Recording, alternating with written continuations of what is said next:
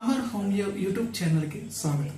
ఈరోజు నేను soft drinks అంటే ఏంటి, దాన్ని ఎలా వినియోగించాలి, ఈ రోజుకి ఎన్ని తీసుకోవాలి, ఎవరెవరు తీసుకోవాలి, దీనివల్ల హెల్త్కి ఉపయోగాలు ఏంటి, అలాగే దీనివల్ల హెల్త్కి ఉండే నష్టాలు ఏంటి అనేవి చూపిస్తున్నాను. ముందుగా సాఫ్ట్ డ్రింక్స్ అంటే ఏంటంటే carbonic water, fruit juice, essence, artificial sugar, vitamins ఇవన్నీ కలిపితే సాఫ్ట్ డ్రింక్ అంటారు. దీన్ని ఇంకా ఈ ముందు కాలంలో ఎనర్జీ డ్రింక్ కూడా చెప్తున్నారు. అసలు ఈ సాఫ్ట్ డ్రింక్స్ ఏముంటాయి, దీనివల్ల ఏ ఉపయోగం ఉంటుంది అని తెలుసుకోవాలనుకుంటే ముందుగా ఈ సాఫ్ట్ డ్రింక్ 250 ml తీసుకుంటే, అంటే పావు లీటర్ తీసుకుంటే దీంట్లో డైట్ కోక్ అయితే 96 క్యాలరీస్ నుంచి, అదే మిగతా డ్రింక్స్ అయితే 150 క్యాలరీస్ వరకు దీంట్లో ఎనర్జీ అనేది ఉంటాయి. ఇప్పుడు తీసుకోవాలి అంటే కనుక జర్నీస్ లో మనకి కంటామినేటెడ్ వాటర్ లేదంటే ఫుడ్ ఐటమ్స్ దొరకనప్పుడు, లేదంటే సుదీర్ఘమైన ప్రయాణాల్లో ఈ డ్రింక్ తీసుకోవడం వల్ల మన శరీరానికి కొంత అలసట తగ్గుద్ది. దీనివల్ల క్రాంప్స్, పెయిన్స్, ఏదైతే పిక్కల నిప్పులు ఉన్నాయో, ఒంట్లో అలసట ఉందో ఉత్తేజపడడానికి ఈ డ్రింక్స్ తీసుకోవచ్చు. అయితే వీటిని పరిమితంగా తీసుకోవడం ఆరోగ్యానికి ఎంతో మంచిది. ఈ డ్రింక్ తీసుకునే వాళ్ళు రోజుకు 1 లేదా 2 తీసుకుంటే ఆరోగ్యానికి క్షేమం, అది కూడా 250 ml లో మాత్రమే. ఇంకా ఈ డ్రింక్ లో ఏదైతే శరీరం దుష్ఫలితాలు ఇస్తున్నాయి అనేది తెలుసుకోవాలి. వీటిలో అత్యంత షుగర్ కంటెంట్ ఎక్కువ ఉండడం వల్ల ఇవి ఒబాసిటీకి కారణం. డ్రింక్స్ తీసుకోవడం వల్ల శరీరం మీద వచ్చే దుష్ఫలితాల గురించి కూడా మనం తెలుసుకోవాలి. ఈ సాఫ్ట్ డ్రింక్స్ లో అత్యధికంగా షుగర్ కంటెంట్ ఎక్కువగా ఉండడం వల్ల శరీరంలో ఒబాసిటీ వచ్చే శాతం ఎక్కువగా ఉంటుంది. అంటే దీని ద్వారా బరువు పెరిగే అవకాశాలు చాలా ఎక్కువగా ఉన్నాయి. చిన్నపిల్లల్లో వీటి శాతం మరీ ఎక్కువగా ఉంది. ఈ షుగర్ కంటెంట్ అధికంగా ఉండడం వల్ల డయాబెటీస్ ఉన్న పేషెంట్లకి ఇది ఎంతో ప్రమాదకరం. ఇదే కాకుండా దీని ద్వారా డయాబెటీస్ వచ్చే శాతం కూడా చాలా ఎక్కువగా ఉంది. వీటిల్లో అత్యధికంగా కెఫిన్ శాతం ఎక్కువగా ఉండడం వల్ల ఇవి ఉత్తేజపూరితం కలిగిస్తాయి. డ్రింక్ తీసుకోగానే ఈ కెఫిన్ శాతం అత్యధికంగా తీసుకోవడం కూడా ప్రమాదకరం. సాధారణంగా చిన్నపిల్లల్లో 50 mg నుంచి 100 mg లోపల తీసుకోవాలి, కానీ ఈ కెఫిన్ శాతం ఈ కూల్ డ్రింక్ లో అత్యధిక మోతాదులో ఉండదు. ప్రెగ్నెన్సీ ఎవరైతే ఉన్నారో ఈ సాఫ్ట్ డ్రింక్స్ తీసుకోవడం వల్ల చాలా దుష్ఫలితాలు కలిగి ఉంటాయి.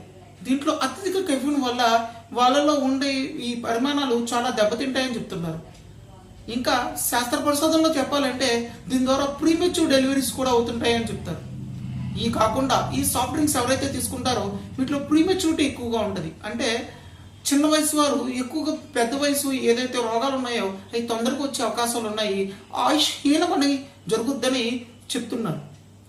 ఇంకా ఈ సాఫ్ట్ డ్రింక్స్ అధికంగా తీసుకోవడం వల్ల లేదా మామూలుగా తీసుకోవడం వల్ల ఈ పళ్ళల్లో గార పట్టడం, పళ్ళు లేదా పుచ్చిపోవడం అనేది జరుగుతూ ఉంటుంది.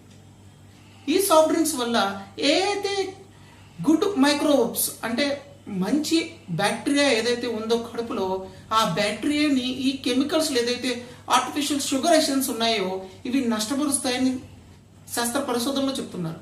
ఈ పరిశోధనలో తెలిసేది ఏంటంటే దీని ద్వారా ఈ గుడ్ మైక్రోబ్స్ అనేవి చాలా ప్రభావితం అవుతున్నాయని చెప్తున్నారు. ఇంకా ఈ సాఫ్ట్ డ్రింక్స్ తీసుకోవడం వల్ల అత్యధికంగా ప్రమాదకరమైన ఇంకో విషయం ఏంటంటే ఇవి స్లీప్ డిస్టర్బెన్స్ అనేది ఎక్కువగా కలిగిస్తుంది. దీంట్లో ఉండే అత్యధిక కెఫిన్ వల్ల నిద్ర పట్టకపోవడం అనేది కూడా ఉంది. ఈ సాఫ్ట్ డ్రింక్స్ ఎక్కువగా తీసుకోవడం వల్ల శరీరంలో ఎన్నో దుష్ఫలితాలు అనేవి మనకు కనబడుతూ ఉంటున్నాయి. దీని ద్వారానే కార్డియాక్ ప్రాబ్లమ్స్ కూడా ఎక్కువగా ఉన్నాయని చెప్తున్నారు. మరి దీనికి ప్రభుత్వం ఏం చేస్తుందని అంటే FSSAI ఏదైతే ఫుడ్ కార్పొరేషన్ ఉందో ఇండియాలో ఈ సేఫ్టీ ఎఫెక్ట్స్ తీసుకుని కొన్ని సూచనలు అనేది భారతదేశ ప్రభుత్వం స్కూల్కి అన్ని రాష్ట్రాలకి తెలియజేసింది. మొట్టమొదటిగా మహారాష్ట్రలో ఈ స్కూల్ క్యాంటీన్లో ఏదైతే ఉందో 50 మీటర్స్ లోపల ఈ ఏదైతే సాఫ్ట్ డ్రింక్స్, ఈ జంక్ ఫుడ్స్ అనేది దూరంగా ఉంచాలని చెప్పింది. ఏదైతే ఇండియాలో అత్యంత ప్రమాదకరమైన స్థాయిలో ఏదైతే ఉందో న్యూ బర్త్ వెయిట్ లో చిన్నపిల్లలకి ఈ సాఫ్ట్ డ్రింక్స్ తాగించడం వల్ల అత్యధిక జన సమస్యలు, అత్యధిక ప్రమాదమైన రోగాలన్నీ కొని తెచ్చుకుంటున్నారు. చాలా పల్లెటూరులో అయితే ప్రెగ్నెన్సీ ఉన్న వాళ్ళు కూడా తీసుకోవడం వల్ల చాలా ప్రమాదాలు జరుగుతున్నాయి. ఈ సాఫ్ట్ డ్రింక్స్ అవేర్నెస్ అనేది మనకు చాలా తెలియాల్సింది ఉంది. మరి ఈ సాఫ్ట్ డ్రింక్స్ ఈ ప్రత్యామ్నాయాలు ఏంటంటే ఏదైతే దేశీయంగా మనకు దొరుకుతున్న ఫ్రూట్ జ్యూస్ కానీ, ఆకుకూరలు కానీ, కూరగాయలు కానీ వీటితో జ్యూస్ ఐటమ్స్ వల్ల మనం వీటిని ఆల్టర్నేట్ అనేది చేయొచ్చు. ఈ డ్రింక్స్ మనం అతిగా తీసుకోవడం వల్ల శరీరంలో దుష్ఫలితాలే కాకుండా మన లోకల్ ఏదైతే ఉన్నాయో వ్యవసాయ రైతులను కూడా మనం ఆదుకోలేకపోతున్నాం. ఎందుకంటే ఈ కూల్ డ్రింక్స్ కి ఏదైతే తీసుకునే వాటర్ ఉందో రైతులు ఉపయోగించే వాటర్ కన్నా, ఏదైతే సంవత్సరం దిగుబడి ఉపయోగించే వాటర్ కన్నా అత్యధిక వాటర్ అనేది వాళ్ళు కన్జ్యూమ్ చేస్తారు.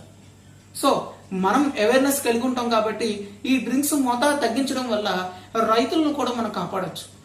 ఒక సాధారణంగా ఒక చిన్న లెక్క చెప్తాను చూడండి. ఒక మనిషి సగటున ఈ కూల్ డ్రింక్ మధ్యతరగతి కుటుంబంలో అయితే వారానికి ఒకసారి తీసుకుంటే, అంటే కుటుంబ మొత్తంగా లీటర్ బాటిల్ తీసుకుంటే కనుక వారంలో ఒకసారి తీసుకుంటే నెలలో 4 సార్లు తీసుకున్నట్టు, లేదా 2 సార్లు తీసుకున్నట్టు. అదే దేశీయంగా దొరికే ఏ అయితే న్యాచురల్ ప్రొడక్ట్స్, నిమ్మకాయలు, ఫ్రూట్స్ అలాంటివి తీసుకుంటే రోజు కన్జ్యూమ్ చేస్తే ఎంతమంది రైతులు బాగుపడతారో ఆలోచించండి.